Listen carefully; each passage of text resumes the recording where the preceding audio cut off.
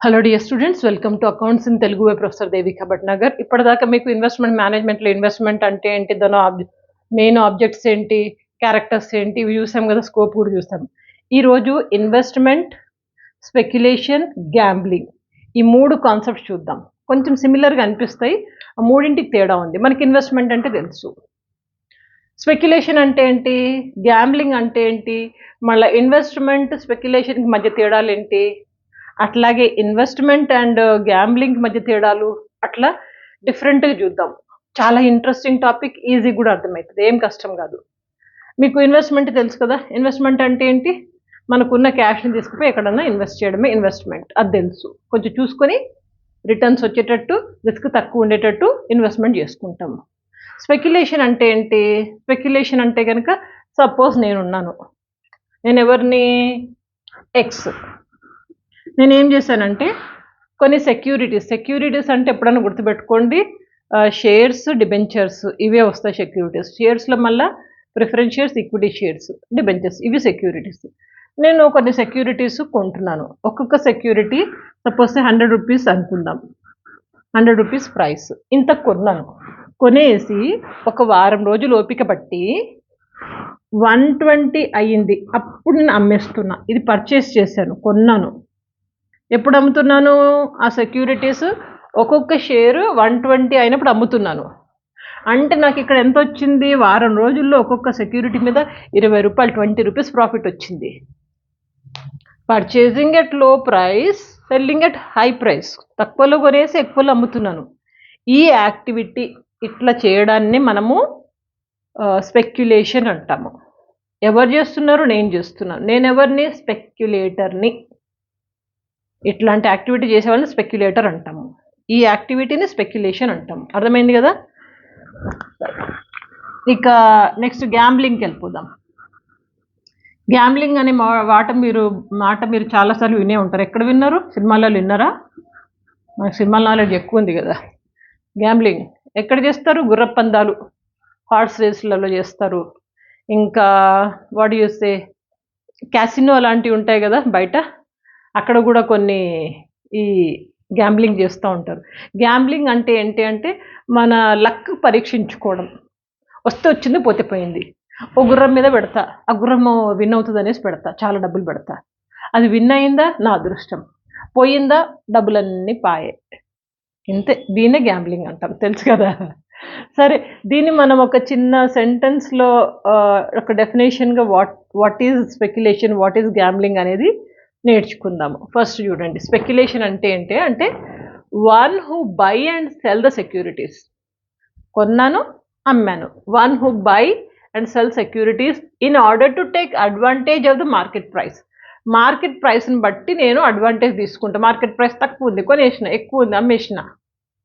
Market ప్రైస్ని బట్టి decision తీసుకుని market price fluctuations and earns profit. మళ్ళీ చూడండి ఒకసారి, one who buy and sell the securities in order to take advantage of the market price fluctuations and earns profit. ఇప్పుడు నేను ఇందాక చెప్పిన కదా ఎగ్జాంపుల్ అదే. ఇంకా నెక్స్ట్ గ్యాంబ్లింగ్ అంటే ఏంటి, గ్యాంబ్లింగ్ అంటే ఏంటంటే ఇట్స్ అన్ యాక్టివిటీ, ఇది ఒక activity in which money is put at risk. డబ్బులు రిస్క్ వదిలేసినాం, money is put at risk for the purpose of making profits. Profit వాళ్ళు కూడా చేసుకోవాలనుకుంటారు, కానీ మనీ ఈజ్ అట్ రిస్క్, చాలా ఎక్కువ రిస్క్లో ఉంటుంది. దీన్ని గ్యాంబ్లింగ్ అంటాము. ఈ ఇన్వెస్ట్మెంట్, గ్యాంబ్లింగ్, స్పెక్యులేషన్, వీటి మధ్య తేడాలు ఏంటి, ఆ తేడాలని మీకు డైరెక్ట్గా ఒక టేబుల్ వేసి చూపిస్తున్నాను. చాలా కష్టపడి రాశాను ఇవన్నీ మీకోసం, ఇంకెవరి కోసం. సరే, ఈజీగా అర్థం చేయిస్తాను. ఇన్వెస్ట్మెంట్, స్పెక్యులేషన్, గ్యాంబ్లింగ్, ఒక్కటి ఎట్లా ఆ తేడా ఎట్లా వచ్చింది, హౌ ఈజ్ ద డిఫరెన్స్, దాని మధ్య డిఫరెన్స్ ఎట్లా ఉంది అంటే, ఇది ఒక బేస్ ఉంటుంది కదా, ఆ బేసెస్ ఇది. ఫస్ట్ బేసెస్ మీనింగ్ చూస్తున్నాము. మీనింగ్లు చూస్తే కనుక ఇన్వెస్ట్మెంట్ ఏంటి అంటే it refers to a purchase of the securities through proper analysis. మనం ఇన్వెస్ట్మెంట్ చేస్తాము, కానీ త్రూ ప్రాపర్ అనాలిసిస్, అందుకే అండర్లైన్ చేసాం. ప్రాపర్ అనాలిసిస్, ఇవాల్యుయేషన్ చేస్తాం, ప్రాపర్ అనాలిసిస్ చేస్తాము, and review to earn stable income. మంచి ఇన్కమ్ రావడానికి చాలా కష్టపడి ప్లాన్ చేసుకొని చేస్తాము. ఇది మీనింగ్ ఇన్వెస్ట్మెంట్ అంటే.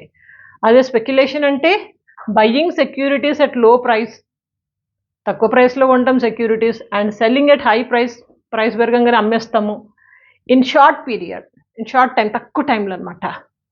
To make large capital gains, నాకు ప్రాఫిట్ కావాలా, నేను కొన్నాను, ఇంతకుముందే చెప్పాను, కొన్నాను 100 రూపీస్ కొన్నాను, ఒక వారం ఆగాను కానీ రేపే పెరిగినాయి అనుకోండి, రేపే అమ్మేస్తా. షార్ట్ పీరియడ్లో అనమాట, తక్కువ కొమ్మేసి ఎక్కువ అమ్మేయడం, అది స్పెక్యులేషన్ అనొచ్చు. ఇక గ్యాంబ్లింగ్ అంటే ఏంటి? Money is put at risk for making profit, డబ్బుల్ని మనం రిస్క్లో పడేస్తున్నాం ప్రాఫిట్ తెచ్చుకోవడం కోసం. దీంట్లో మెయిన్ క్యారెక్టర్స్ ఏంటంటే అన్సర్టనిటీ, ఏం సర్టనిటీ లేదు, ఏదన్నా అవ్వచ్చు, ఎప్పుడన్నా ఏమన్నా అవ్వచ్చు. థ్రిల్ ఉంటుంది, రిస్క్ ఉంటుంది, ఎక్సైట్మెంట్ కూడా ఉంటుంది. ఇది మీనింగ్ గ్యాంబ్లింగ్ అంటే. ఇక చూడండి మోటివ్, దీని యొక్క మెయిన్ మోటివ్ ఏంటి అంటే కనుక stable return over long period of time. స్టేబుల్గా నాకు ఇంత రిటర్న్ వస్తూ ఉండాలా, అది లాంగ్ పీరియడ్ ఆఫ్ టైం, అందుకని అక్కడ అండర్లైన్ చేశాను. Stable return over long period of time కావాలా. ఇక్కడ to gain profits through price changes, మనకి ఎట్లా ప్రైస్ పెరిగిందే తగ్గింది దాన్ని బట్టి మనము ప్రాఫిట్ తెచ్చుకోవాలి. To gain profit through price changes, price ఎట్లా పెరిగింది తగ్గింది దాని ప్రకారం నేనైతే ప్రాఫిట్ తెచ్చుకుంటా. ఇక్కడ దీని మోటివ్ ఏంటి? High risk and expectation of high returns. ఎక్కువ రిస్క్ ఉంటుంది, మళ్ళీ రిటర్న్స్ కూడా హై ఉంటుంది. జాక్పాట్ తగిలింది అంటారు చూడండి, ఇంత పెట్టినా మొత్తం వచ్చేసింది, జాక్పాట్ మొత్తం పోయింది. High risk high returns. Okay, ఇక థర్డ్ది బేసిస్ ఆఫ్ డెసిషన్. ఎట్లా తీసుకుంటారు డెసిషన్?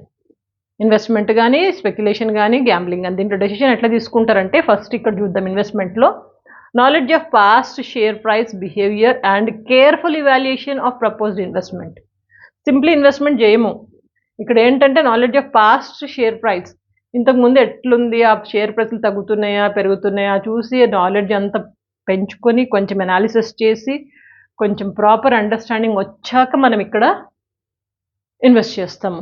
అదే స్పెక్యులేషన్లో based on tips and market psychology, ఇది మెయిన్గా మార్కెట్ సైకాలజీ మీద ఆధారపడి ఉంటుంది.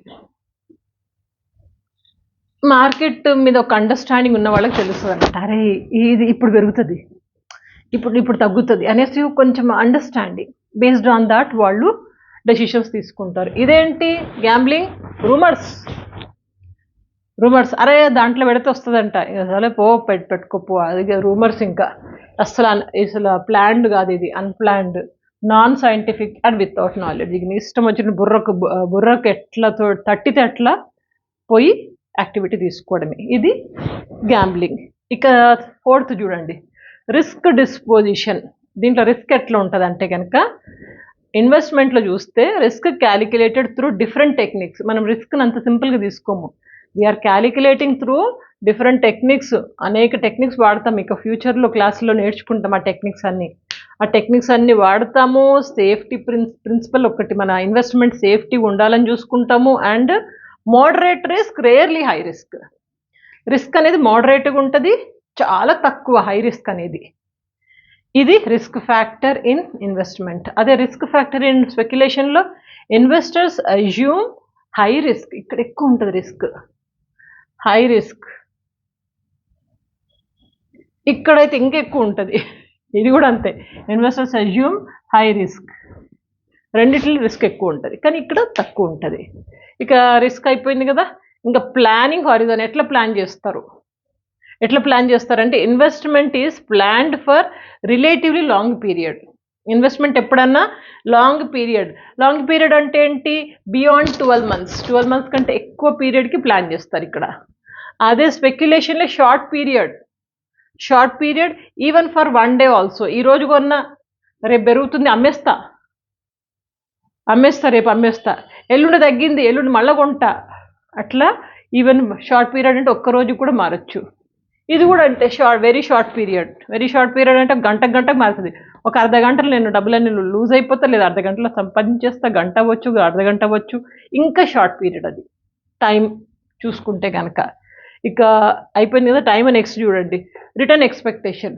రిటర్న్ ఎట్లా ఎక్స్పెక్ట్ చేయొచ్చు అంటే కనుక ఇక్కడ investors expect moderate returns at limited risk. Moderate, ఒక బ్యాలెన్స్డ్గా అమౌంట్ నాకు రావాలి, బట్టి రిస్క్ మాత్రం లిమిటెడ్లో ఉంటుంది. ఇక్కడ చూస్తే high returns high risk, risk ఎక్కువ ఉంటుంది, రిటర్న్స్ కూడా ఎక్కువనే ఉంటాయి. ఇక్కడ కూడా అంతే, high probability of losing money, దీంట్లో కూడా హై రిస్కే ఉంటుంది, హై రిటర్న్సే ఉంటాయి. కాకపోతే ఎక్కువగా లూజింగ్ మనీ ప్రాబబిలిటీ ఎక్కువ దేని మీద ఉంది అంటే లూజింగ్ ద మనీ, డబ్బులు పోగొట్టుకోవడంలోనే ఎక్కువ ఉంటుంది ఇక్కడ కంపేర్డ్ టు స్పెక్యులేషన్. ఇంకా చూడండి సైకలాజికల్ యాటిట్యూడ్ ఎట్లుంటుంది, ఇన్వెస్ట్మెంట్ చేసి అతని యాటిట్యూడ్ ఎట్లుంటుంది అంటే కాషియస్ అండ్ కన్జర్వేటివ్. కాషియస్ అంటే జాగ్రత్తగా ఉంటాడు, అలా టప్పగా ఎట్టు పడితే అటు వేయడు, కొంచెం జాగ్రత్తగా చూసుకుని వేస్తాడు. కాషియస్ అండ్ కన్జర్వేటివ్, అనవసరంగా డెసిషన్స్ తీసుకోడు. అదే ఇతని డెసిషన్ స్పెక్యులేటర్ డెసిషన్ ఎట్లుంటుందంటే అతని యాటిట్యూడ్ అగ్రెసివ్ అండ్ డేరింగ్, చాలా తొందరపడిపోతూ ఉంటాడు, టెంప్ట్ అయిపోతూ ఉంటాడు. అరే తగ్గిందా నేను పెంచేస్తాను, అరే ఇట్లయిందా అట్లయిందా అనేసి అగ్రెసివ్గా అండ్ డేరింగ్ డెసిషన్ తీసుకునేటట్టుగా ఉంటాడు. ఇక ఈ గ్యాంబ్లర్ ఇతను కూడా అంతే, డేరింగ్ ఉంటాడు, careless and willing to lose original investment పోతే పోయింది, నేను మాత్రం ఆడతా, నేను డెసిషన్ తీసుకుంటా అన్నట్టుగా ఉంటుంది అతని బిహేవియర్, సైకలాజికల్ బిహేవియర్. ఇంకా తర్వాత లాస్ట్ పాయింట్, ఫినాన్షియల్ రిసోర్సెస్ ఎక్కడి నుంచి వస్తాయి, వీళ్ళకి డబ్బులు ఎక్కడి నుంచి వస్తాయి. ఈ ఇన్వెస్ట్మెంట్ చేసే వాళ్ళకి వాళ్ళ ఓన్ రిసోర్సెసే ఉంటాయి, వాళ్ళు ఎక్కడి నుంచి డబ్బులు తీసుకుంటారు, నా దగ్గర ఎంత ఉంది నేను పెట్టుకుంటా, ఓన్ రిసోర్సెస్ ఉంటాయి. And looking to enhance wealth, డబ్బులు ఎక్కువ సంపాదించడానికి నా దగ్గర ఉన్న డబ్బులు మాత్రమే నేను ఇన్వెస్ట్ చేస్తా అంటాడు. ఇక్కడ స్పెక్యులేషన్లో కూడా ఓన్ రిసోర్సెసే ఉంటాయి అండ్ బారోడ్ ఫండ్స్, అవసరమైతే అంటే సెక్యూరిటీస్ రేట్ చాలా తగ్గిపోయింది, నా దగ్గర అంత లేదు, ఇమీడియట్గా ఏం చేస్తా, ఎవరో ఒకరి దగ్గర నుంచి తెచ్చుకుంటా, నా ఫ్రెండ్స్ అవ్వచ్చు, రిలేటివ్స్ అవ్వచ్చు, లేకపోతే బ్యాంకులకు వెళ్ళొచ్చు, ఇంకా లేదన్నా ప్రైవేట్ ఫినాన్షియల్ ఇన్స్టిట్యూషన్స్ వాళ్ళ దగ్గరికి డబ్బులు వెంట తెచ్చుకొని నేను కొనేయాలి, ఎందుకంటే తగ్గిపోయింది రేటు. అందుకని వీళ్ళకి ఏంటంటే ఓన్ రిసోర్స్తో పాటుగా borrowing money from out side also, వీళ్ళు అట్లా కూడా తెచ్చుకుంటారు. ఇక గ్యాంబ్లింగ్లో అయితే ఓన్ రిసోర్సెసే ఉంటాయి, ఓన్ ఇంకా ఈ గ్యాంబ్లింగ్ చేయడానికి అప్పులు ఎవరు చేసి తీసుకెళ్తాడు కానీ ఓన్ రిసోర్సెస్ ఉంటాయి. బట్ ఈ రిసోర్సెస్ ఏంటి, for fun, thrill and excitement, ఏమన్నా చేసుకొని పడసావు మనకెందుకు. బట్ దీని జోలికి వెళ్ళకండి, ఎందుకంటే మనము చాలా వైస్ డెసిషన్ మేకర్స్ కదా, ఫినాన్స్ చదువుకున్నాము, చూసుకొని కొంచెం అటు ఇటు చూసి టెక్నిక్స్ నేర్చుకొని దాని ప్రకారం ఇన్వెస్ట్మెంట్ చేస్తాము. టాపిక్ బాగుందా, చాలా ఇంట్రెస్టింగ్ కదా.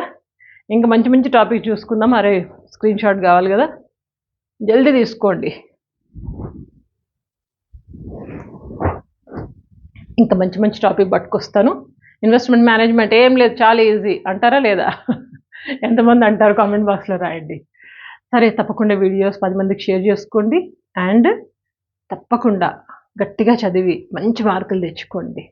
ప్లేలిస్ట్ కూడా చెక్ చేసుకోండి, ఏమేమన్నా అవసరమైన వాడుకోండి and stay connected. Good luck.